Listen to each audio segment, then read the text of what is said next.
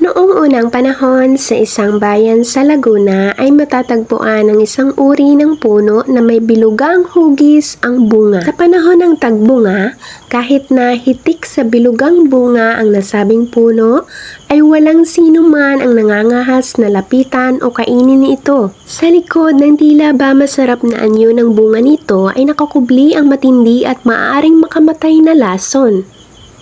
Nagsimulang katakutan at pag-usapan ang puno ng lason nang may isang manlalakbay ang nagpahinga sa ilalim ng puno na may nakakalasong bunga. Marahil dahil sa pagod, gutom at kaaya-ayang kaaniuan ng bunga ay pumitas ang manlalakbay ng bunga ng puno upang kainin. Huli na nang makita upang pigilan ng mga taong bayan ang manlalakbay sa pagkain nito sa nasabing bunga.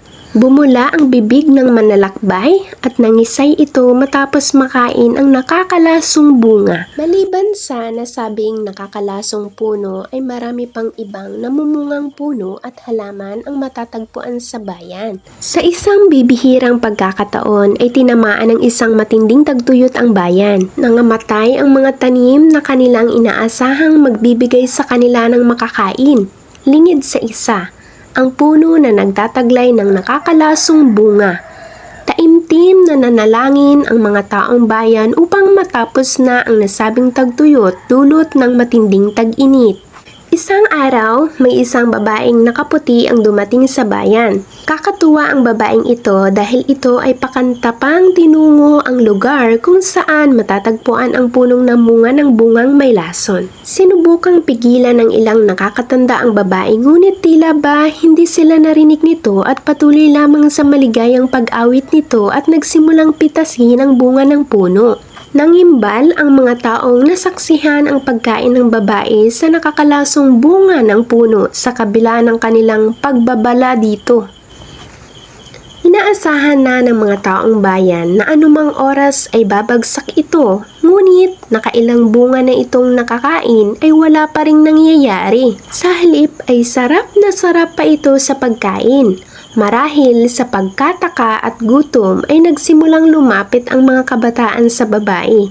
Tinanong ng babae ang mga lumapit na bata kung bakit tila ba hindi nagagalaw ang mga masasarap na prutas ng nasabing puno. Inilahad sa kanya ng mga bata ang kwento ng nakakalasong puno at umiling lamang ang babae.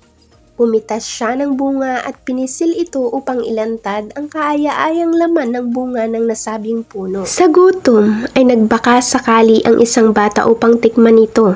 Masarap at malinamnam ang nasabi ng bata at muli itong pumitas.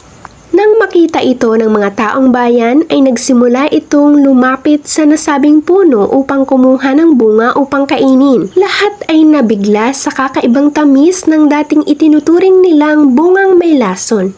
Sa di maipaliwanag na pangyayari, ay bigla na lamang nawala ang babaeng unang kumain ng bunga ng puno ng lason. Matapos mabatid na wala na ang lason sa puno, ay naitawid ng bayan ang matinding tag-init. Pinaniwalaan ng mga taong bayan na ang babaeng nakaputi ay isang diwatang sumagot sa kanilang panalangin. Sa paglipas ng panahon, ang dating puno at bunga na may lason ay tinawag na nilang lansones. Ang aral sa kwento, ang panalangin sa Diyos na lumikha ng buong sangkatauhan ay isang mabuting bagay. Dito na po nagtatapos ang ating kwento, mga kabinibini, ang alamat ng lansones.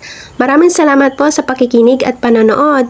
Please like and subscribe. Mag-iingat po kayo. God bless!